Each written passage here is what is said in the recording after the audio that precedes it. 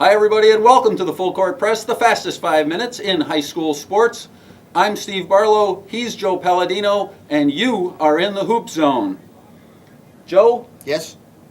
Thursday, I was all ready to go to the Holy Cross Sacred Heart game. Did you have your ticket? I bought my ticket from a guy downtown. Absolutely. I got to the door, And what happened? and they would not accept my ticket. They said it was counterfeit. I couldn't believe it. Really? They don't like the stories you write? Oh, they said it was a counterfeit They ticket. said it was a counterfeit ticket. And we have a copy of that ticket here Yes, at we MIT1. do. Obviously, one of the better students, whoever printed it up.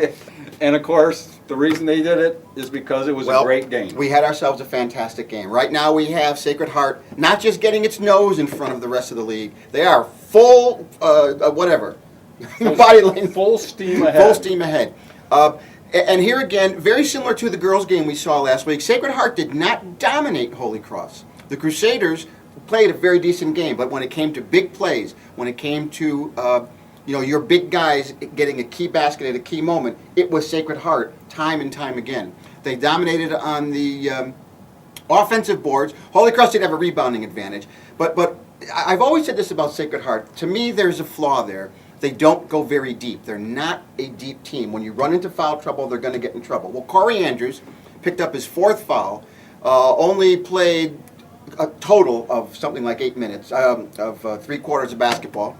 And Sacred Heart had the people who come off the bench, Juan Vargas, Jacob DiAugustine, Terrence Love, stepped up and played sensational. Sacred Heart is the only unbeaten team Yes, they left in the Naugatuck Valley League. Yes. What are their chances of going unbeaten the rest of the way? I think they can. There's no question about that. I still think Crosby can be a threat to them. Crosby has to get its you-know-what together. Similar to last year, they struggled early in the season. They found their rhythm actually right around this point in the season, come to think of it. They've struggled. Will they continue to struggle? Will they get their offense in gear? Will their role players understand their role? Time will tell on that. And while we had a big game in the Naugatuck Valley League last week, we have the same thing coming up for the Berkshire League boys. Steve, what do we got cooking? We've got any number. We've got several big games coming up here. Unbelievable. Nonawog is going up to Northwestern on Tuesday night. Terryville travels to Lewis Mills on the same night. Next Friday, Nonawog and Chippewa clash. Nonawog only has 1 loss. Chippewa only is undefeated. And then on Monday the 19th, Chippewa and Terryville, the 2 undefeated teams in the Berkshire League, will clash at Terryville. Last week, Terryville had a real close, had a squeaker with Wamogo. They went to overtime. Wamogo? Isn't that the team that hasn't beaten anybody yet? They went to overtime against Wamogo. It's a crazy league when the top team and league team in the league and the bottom team in the league go to overtime. Well, we saw that a week ago also. Wamogo forced Chippewa to overtime. And then they did the same thing with Terryville. This Wamogo team is outstanding. And now it's time for this week's Republican American Greater Waterbury Top 10. Sacred Heart continues as number 1 after their thrilling victory over Holy Cross last night.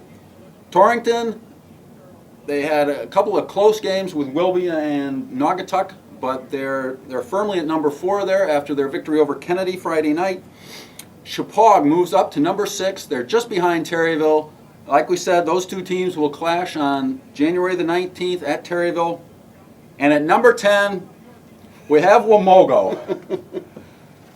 Why we're putting a team that is 0-8 at number 10 is because they've had so many close games. They've got to be the best 0-8 team Without a doubt. in the state. They've had 2 overtime games with a pair of undefeated teams back-to-back. They lost to Gilbert on a last-second shot. But as I recall, last year they were the hottest team in the Berkshire League in the second half of the season. Down the stretch. I mean, Greg gets the kids fired up. There's just no way this team should be 0-8, but I don't know how that is. The thing is, they're this close. Every game. They're this close every game. And that will do it for this week's edition of the Full Court Press. Remember, for the best high school sports coverage in the state, read the Republican American every day. And here at the Hoop Zone, you can find scores, stats, standings, photo galleries, web shows, and much, much more. And remember, it's rivalry week in the Berkshire League. All the big traditional rivals meet starting on Thursday. And on the Republican American website, repam.com, you can vote for which Berkshire League rivalry you feel is the best, all week long at www.repam.com. Thanks very much for watching. Stay warm. We'll see you next Monday.